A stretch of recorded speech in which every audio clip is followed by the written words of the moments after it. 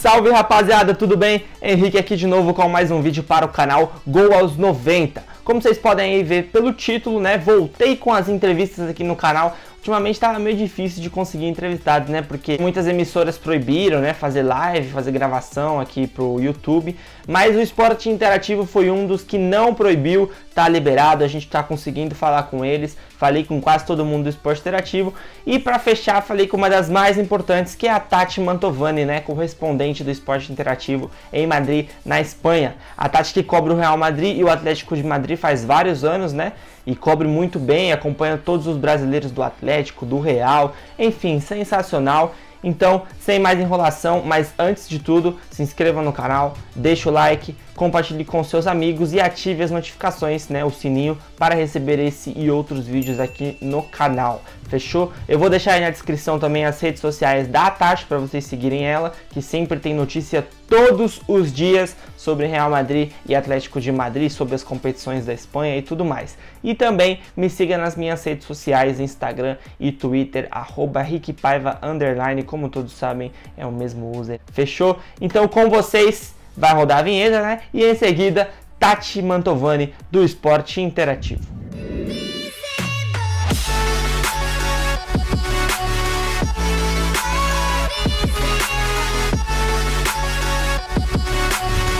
Bom, primeiramente, obrigado por ter aceitado o nosso convite de conversar aí com a gente, né? Eu sei que por causa do horário, né? Aí em Madrid são 5 horas a mais, então às vezes fica um pouco difícil, mas que bom que você conseguiu um tempinho aí pra gente. De nada, é um prazer estar participando aqui do quadro de vocês. E acho muito importante, muito relevante que vocês levam a informação, que é mais ou menos o meu papel aqui em Madrid também, poder manter vocês informados do que está acontecendo aqui. Não, sempre bom falar com jornalistas como você. Eu, particularmente, já falei com quase todo mundo do Esporte Interativo. Falei com o André Henning, com o Fred Caldeira, com o Mauro Betti. Só faltava você. Agora eu já completei meu álbum. Nossa, se tu conversou com todos esses, agora eu fiquei pressionada para poder responder as tuas perguntas à altura, porque só conversou com fera até agora. Não, que isso, pode ficar despreocupada, que aqui é mais uma conversa do que uma pressão, fica tranquilo. Bom, primeiramente, a primeira pergunta, que na verdade eu queria que você contasse mais pra gente, como que foi o seu início de carreira? Quando surgiu a oportunidade de você ir pro Esporte Interativo, tudo isso? Bom, a minha trajetória, ela é cheia de mudanças, como a vida de todo mundo, né? Tem muitas coisas que acontecem que a gente não consegue prever, né? Eu nunca me imaginei sendo correspondente internacional, trabalhando com a Liga dos Campeões. É um sonho daqueles que a gente sonha, mas nunca pensa que vai conseguir cumprir, né? Então, eu sou de uma cidade do interior do Rio Grande do Sul, Carlos Barbosa, que é a capital nacional do futebol de salão. Meu pai é um dos fundadores do time de futsal, então eu sempre acompanhei futsal muito Legal. de perto. É a minha primeira paixão, assim, antes do futebol de campo. E eu sempre acompanhei muito, obviamente, tenho meu time do coração lá em Porto Alegre, então eu sempre acompanhei muito futebol. Mas no Brasil eu nunca tinha trabalhado com jornalismo esportivo. A minha formação foi na PUC do Rio Grande do Sul, e eu sempre trabalhei muito mais na área política, na área de notícias gerais, né, do que no futebol. Trabalhei durante muitos anos na Rádio Gaúcha, lá de Porto Alegre, onde foi a minha grande formação, digamos assim, no início da carreira. E depois eu resolvi vir para a Espanha para fazer um master. Eu vim para cá em 2019, fazer uma pós-graduação. Acabei voltando para o Brasil um ano depois, porque recebi uma proposta de trabalho. Só que eu me apaixonei por Madrid e resolvi que eu queria voltar para cá, de qualquer forma. Então, em 2011, eu voltei definitivamente para Madrid. Agora já vou completar 9 anos já de vivendo aqui nessa cidade que eu já chamo de minha. E eu fiz aqui muitos trabalhos diferentes, em diferentes áreas. E em 2016, o Esporte Interativo estava procurando alguém, um jornalista brasileiro aqui em Madrid, que já conhecesse a cidade, que já tivesse contato com os clubes aqui da capital. Eu já tinha feito matérias para Placar, já estava trabalhando mais com esporte, até porque eu tinha um blog na época, o Efeito Fúria, que eu tive que acabar fechando porque eu não estava conseguindo dar conta de tudo. E aí eu passei por um processo seletivo bem grande no Esporte Interativo e acabei sendo contratada em 2016. E tive a sorte de acompanhar 3 finais da Liga dos Campeões consecutivas com o Real Madrid e depois de receber a final da Champions aqui em Madrid. Então, tive a sorte de fazer 4 finais de Champions consecutivas. E, para mim, é aquela coisa que a gente sempre fala, né? Trabalhar com o que a gente gosta acaba não sendo só um trabalho, né?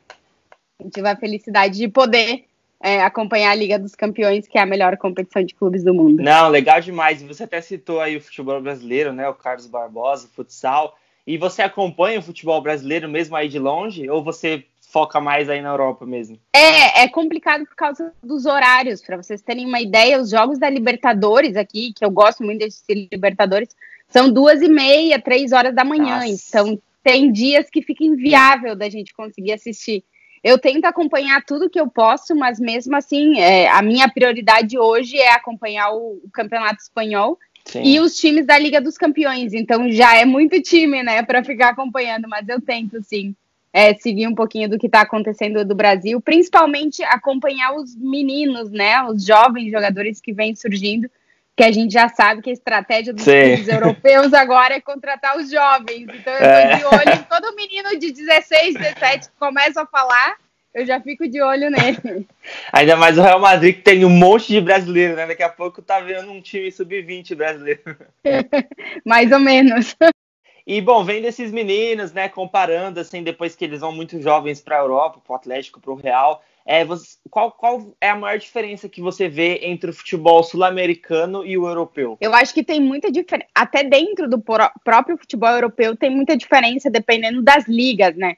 Não digo de qualidade, mas digo de forma de jogar, né? Se tu assiste a Premier, a Bundesliga, o italiano ou o Campeonato Espanhol, tu já vê uma diferença entre os campeonatos, né?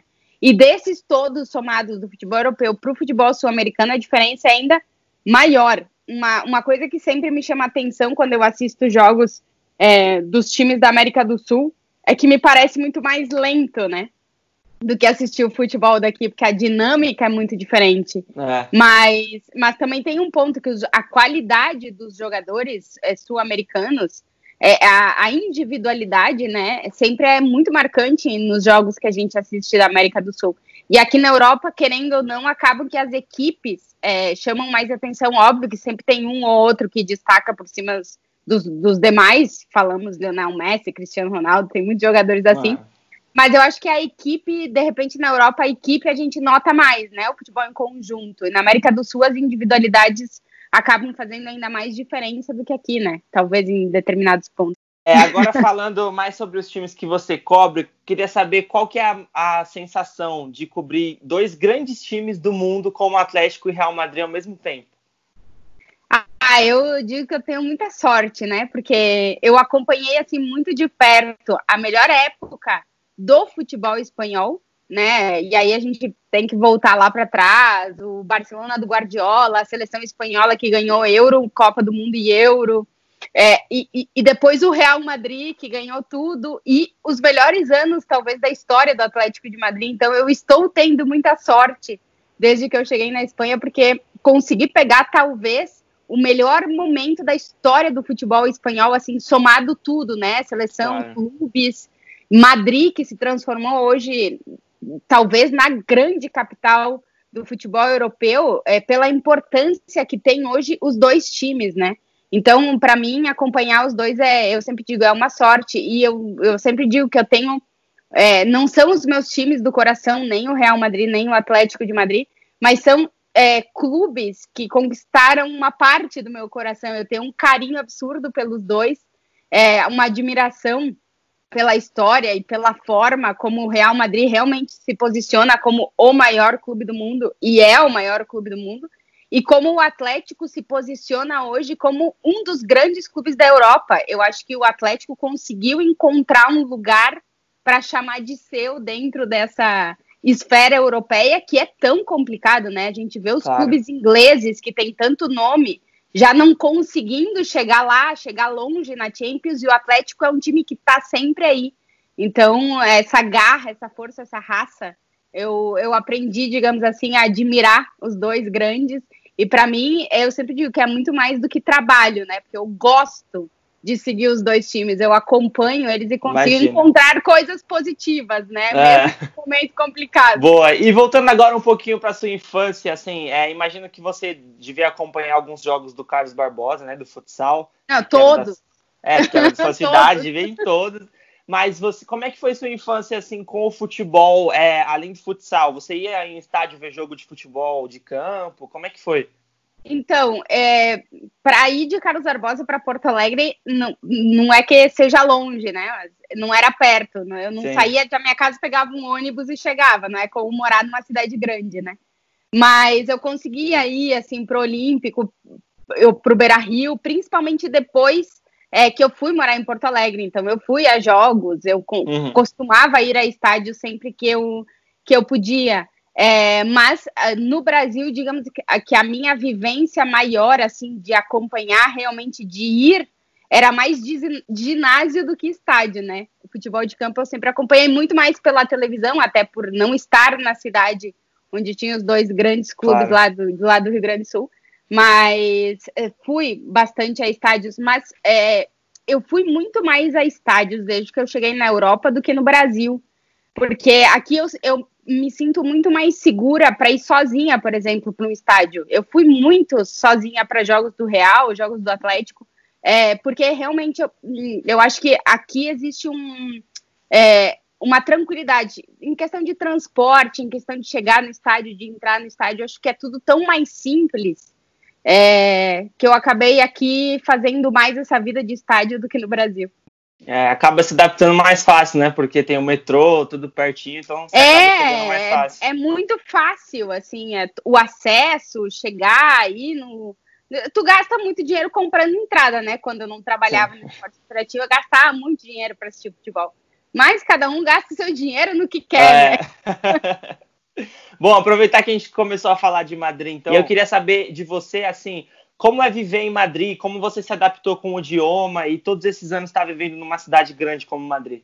É muito difícil explicar a relação, assim, quando as pessoas mas por que Madrid? Não sei por que Madrid. Eu cheguei aqui e a cidade me disse, é tua casa, aqui é tua casa. Eu me sinto realmente em casa aqui.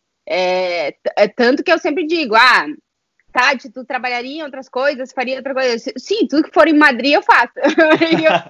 Em Madrid, entendeu? Porque é realmente a minha casa, assim. A adaptação, ela foi relativamente fácil, assim, o idioma não adianta, a gente estuda e a gente aprende falando, né? Tem que ir pro país, botar a cara e errar muito, até hoje tem palavras que eu erro e nada, a galera toca, vai. O importante é falar e é destrinchar, assim. Então, eu acho que é isso, mas a adaptação em Madrid é muito fácil, né? É uma cidade, não sei, cosmopolita, que tem tudo, que vive muito na rua. Esse momento está sendo um momento muito complicado para Madrid, porque a pandemia realmente afetou, assim, muito a cidade, né? Uma das mais afetadas aqui da Espanha. E o estilo de vida de Madrid é muito na rua, então não permitir que a vida aconteça na rua foi realmente uma coisa importante para a cidade. Então agora a gente vê que a gente já tem mais flexibilização, já pode sair de casa, como a cidade volta a ter essa luz tão especial que Madrid tem. Sensacional, muito bom. E agora voltando um pouco ao assunto do futebol, mas também coligando ali Madrid, qual foi o seu sentimento e a sua emoção, assim, o que você pensou de ter feito 3 finais de Champions seguidas do Real Madrid, e aí quando você achou que o Real Madrid já não chegaria, você ainda foi cobrir a 4ª na própria cidade de Madrid? A relação do Real Madrid com a Liga dos Campeões é uma coisa que eu aprendi nesses últimos anos, principalmente, que quando eu lembro que o Real Madrid ganhou a Champions de 2014, eu não estava ainda no esporte interativo. 2015 foi do Barcelona, né? Sim. E 2016 voltou Real Madrid Atlético. E, cara, eu sempre digo, aquela final de 2016, no jogo dos 90 minutos, ou da prorrogação e mais, o Atlético até foi melhor, mas é impressionante essa relação que o Real Madrid tem com a Liga dos Campeões, que é um troço absurdo. Por isso que toda temporada que começa, mas o Real Madrid não tá bem essa temporada. Cara, pode não tá bem. Não dá pra saber. Não dá. E assim, nunca descarta o Real Madrid da Liga dos Campeões. Não descarta. Até que ele estiver na competição, pode ser eliminado em casa contra o Ajax, essas coisas, elas acontecem. Mas eu nunca descarto, porque tem uma relação tão especial com a competição que não dá para descartar. E tá cobrindo as finais realmente foi muito legal, assim. Eu sempre digo que a de 2017, para mim, foi a mais marcante, porque foi a que eu fiz do campo, né? A gente tem um repórter sempre que fica atrás do gol durante o jogo. 2016 foi o Marcelo Beckler, que ficou atrás do gol. 2017 fui eu e 2018 foi o Fred Caldeira. Então, a de 2017 eu tava lá. E aquele segundo tempo da final de 2017 contra a Juventus foi, sei lá, um dos melhores momentos da história do Real Madrid, assim. O time jogou pra caramba. Arrasador. Arrasador. E eu lembro, o gol do Casemiro, eu sempre conto essa história, contei pra ele também, porque realmente foi... Eu tava bem atrás, assim, ele chutou, a bola entrou, eu tava aqui. Aí eu tava assim parada, porque o André ia me chamar pra falar alguma coisa, e o gol, a bola entrou e eu fiquei assim, Casemiro, porque, pô, tu tá ali, um brasileiro fazer o gol pra mim era muito marcante, assim, né? E o jornalista árabe que tava do lado ficou me olhando assim, o que essa louca está gritando no meio da transmissão? Eu tava com o microfone fechado, né? Mas foi realmente muito especial, assim, essas 3 finais. Acho que eu dei sorte pro Real Madrid também, querendo ou não, porque eu tava lá. Claro. Mas depois da quarta, que o Real acabou não chegando, nem o Atlético, foi aqui em Madrid, foi numa das minhas casas, que eu digo aqui em Madrid, no Wanda Metropolitano, que é um estádio sensacional, e foi uma final muito especial também, né, porque tinham muitos brasileiros no Liverpool, o Alisson é gaúcho, como eu, lá de Porto Alegre, então, tipo, também tava na torcida por ele, porque puxa, a terra puxa, né? Sim. Então foi muito legal, assim, poder fazer essas 4 finais de Champions. Acho que não vai se repetir outra vez, mas tomara, né? Eu sempre torço pro Real e o Atlético fazerem todas as finais de Champions, que aí vai ser sempre minha a final da Champions. Quem sabe esse ano o Atlético pelo menos chegue, né? Porque eliminou o Liverpool, então não dá pra saber. Vamos ver como é que volta tudo agora, né? Porque é muito tempo parado, é muito tempo sem futebol, mas o Atlético realmente, que é outro time que eu sempre digo, é impossível. Não, cara, pro Atlético não tem nada impossível. Bom, e agora, saindo do foco da Champions e focando mais no Real Madrid, também queria saber, de novo, qual foi a sensação sua, né, o seu sentimento, só que dessa vez, a primeira vez que você pisou no Santiago Bernabéu para trabalhar pelo esporte interativo. Eu já tinha ido muitas vezes ao Bernabéu assistir jogos, né? E assistir, sério, de todos os lugares, de todos os anfiteatros, de todos os lados, norte e sul. Eu comprava entrada onde dava, então eu assisti de todos os lados. Mas a primeira cobertura, ela foi muito emocionante, assim, porque a gente fica no campo atrás do gol, né, durante o jogo. E escutar dali o hino da Liga dos Campeões, eu me arrepio todas as vezes, porque realmente é uma coisa muito, muito emocionante, assim, o hino é muito marcante. Mas a primeira vez foi especial, assim, é um dia que tá marcado, assim, não tem como ser diferente. Boa. E, assim, queria saber agora, entrando mais em transferências, provavelmente o Real Madrid e nem os outros times vão contratar muito, né? Tanto porque o Real Madrid tem muitos jogadores para trazer de volta, emprestados, e também por causa da pandemia e tudo mais. Mas você acha que futuramente, quem seria melhor assim para vir para o Real Madrid? O Neymar ou o Mbappé? Quem você acha que se adaptaria melhor? Não, eu acho que em relação ao que a gente viu do Real Madrid nos últimos movimentos de janela de transferências, eu não tenho dúvida que se o Real Madrid tiver dinheiro para pagar por um dos dois, vai pagar pelo Mbappé. Porque é um jogador mais novo, que vai te render mais temporadas, e que se o preço for muito parecido, o Real Madrid vai acabar preferindo o Mbappé. Eu já te digo, a questão do Neymar ser um jogador que jogou no Barcelona, que ganhou Champions com o Barcelona, que tem essa relação com o Barcelona, a torcida do Real Madrid fica com o pé atrás. A torcida do Real Madrid prefere o Mbappé, né? Até por essa filosofia do Real Madrid de contratar jogadores jovens. A torcida do Real Madrid é uma realidade, prefere o Mbappé. Tanto que nesse momento já nem se fala mais em Neymar. Aqui se fala Mbappé ou Haaland, sabe? Para ataque do Real Madrid. Então, eu acho que talvez o momento do Neymar no Real Madrid tenha passado essa possibilidade. Pelo menos é o que tudo indica. Ok, o Real contratou o Hazard na temporada passada, mas é que precisava de uma estrela para levar a camisa 7 que não podia ser do Mariano, né?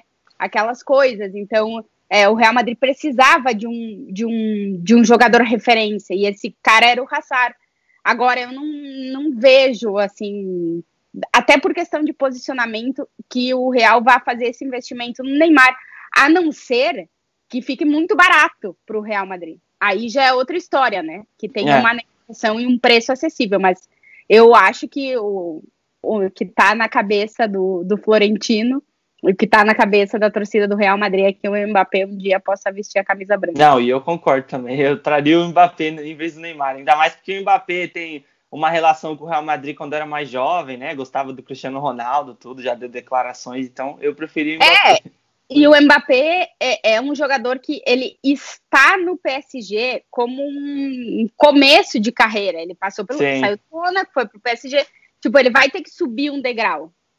E esse subir um degrau, ou ele vai pro Barcelona, ou ele vem pro Real Madrid, ou ele vai, sei lá, pro Manchester United, se tiver bem em algum momento, ou vai pro Liverpool, vai para um grande clube, um Bayern, um clube que tenha títulos, que tem... Vai, é natural.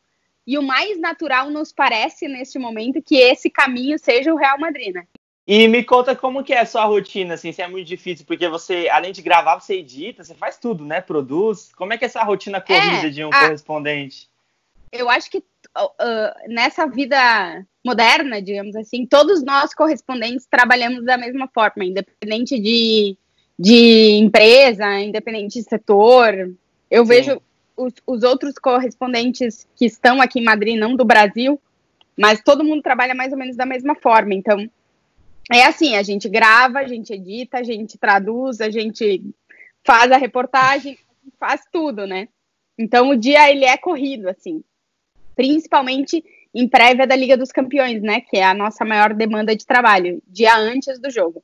E o dia do jogo também. Então, são os momentos mais corridos. Mas a minha tarefa aqui em Madrid é poder levar para o público brasileiro tudo que está acontecendo aqui. Então, todos os dias, eu falo com o Real Madrid, todos os dias eu falo com o Atlético de Madrid, tento manter esse contato diário também com jogadores, staff de jogadores.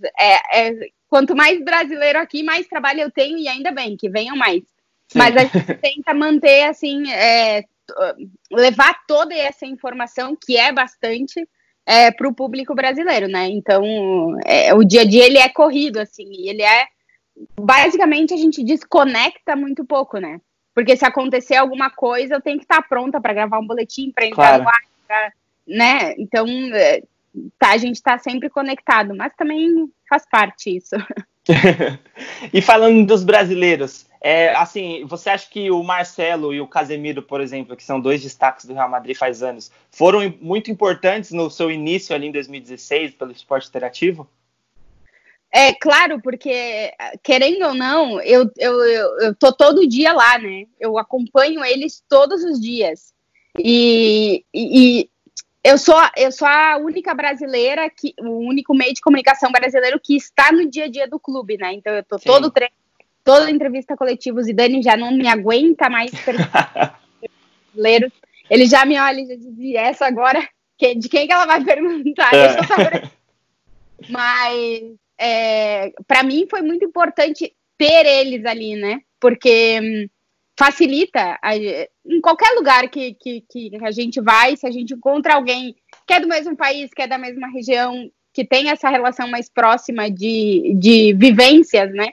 Fica mais fácil. Então, eles sabem que eles foram muito importantes para mim, e eu também fui importante para eles, porque eu conseguia levar o que eles estavam fazendo aqui, porque muitas vezes vocês não têm acesso a tudo que está acontecendo aqui.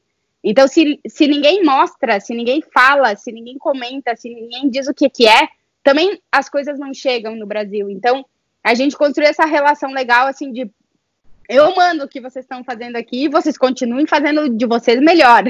Então, eu sempre digo que para mim é uma sorte poder acompanhar a carreira desses dois, que são dois monstros sagrados, que são dois jogadores que já estão na história do Real Madrid, talvez um dos melhores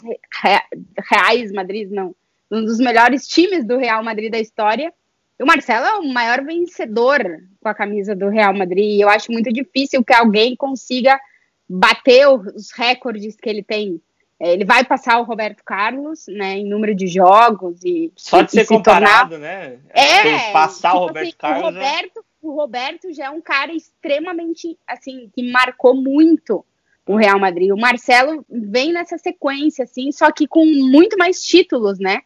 E o Casemiro, se ele ficar no Real Madrid e o Real continuar nessa linha ascendente desses últimos anos, ele pode ainda bater o Marcelo. Então, são jogadores fundamentais para o Real Madrid, que, como eu disse, já estão na história do clube. Para mim, e são pessoas sensacionais. Então, para mim, é uma sorte poder contar a história deles para vocês que estão aí no Brasil. Bom, agora para fechar, a última pergunta, queria que você contasse e falasse o que você acha que atualmente é o mais importante para um jovem fazer para poder se tornar e seguir os caminhos do jornalismo esportivo. Eu sempre dou a todo mundo que me escreve, Tati, o que eu tenho que fazer? Eu gostaria de ser. Eu sempre digo, pela minha experiência, eu comecei a fazer estágio muito jovem, muito cedo, logo no primeiro não, mas no início do meu 2º ano da faculdade. Porque no primeiro eu estava fazendo faculdade de História, que eu quase me formei em História também. E aí depois eu deixei e comecei a trabalhar. E eu acho que o jornalismo é uma desses cursos, né, que a gente aprende fazendo. Então é muito importante ter, e essencial, ter a formação de jornalista, mas também é muito importante ter a prática. Então eu indico para todo mundo, comecem a fazer estágio, conheçam pessoas, porque são pessoas que depois vão abrir portas para vocês. Então é importante começar a trabalhar, conhecer o sistema de uma redação, saber como os outros profissionais trabalham, ver outras pessoas trabalhando, porque a gente nesse momento, a gente está num mundo tão online que é importante, é muito legal, abre muitas portas também, mas eu ainda acho que aprender a fazer com essa galera que faz, assim, o dia a dia do jornalismo, ela é base para qualquer coisa. Eu sempre cito como exemplo, o pessoal aí de São Paulo, do Rio, não vai conhecer, mas um dos jornalistas que eu observava ele trabalhar, assim, o dia inteiro quando eu estava na Rádio Gaúcha era o Cid Martins, que era um jornalista que cobre política, polícia, ele tá nesse dia a dia, assim.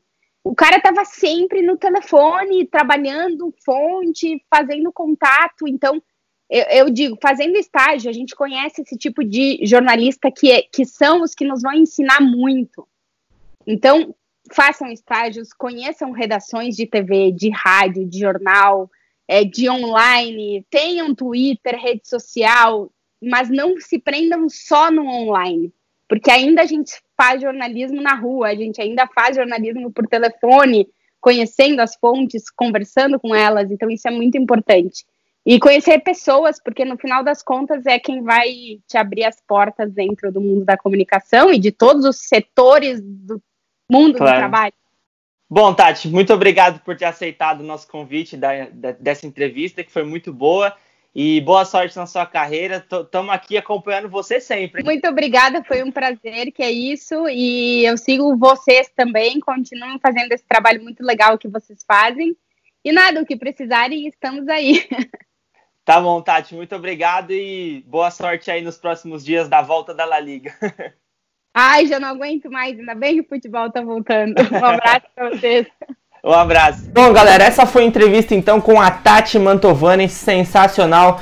Um papo bem descontraído ali sobre o Real Madrid, Atlético, todos os seus feitos na carreira, sua história. Foi muito bom falar com a Tati, né? A presença ilustre aqui no canal, né? Primeira presença feminina aqui no nosso quadro de entrevistas.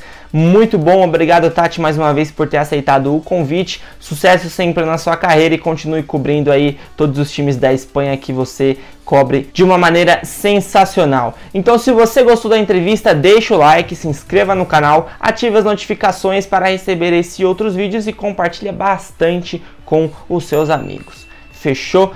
Tamo junto então, até o próximo vídeo do canal. É nóis, valeu e fui!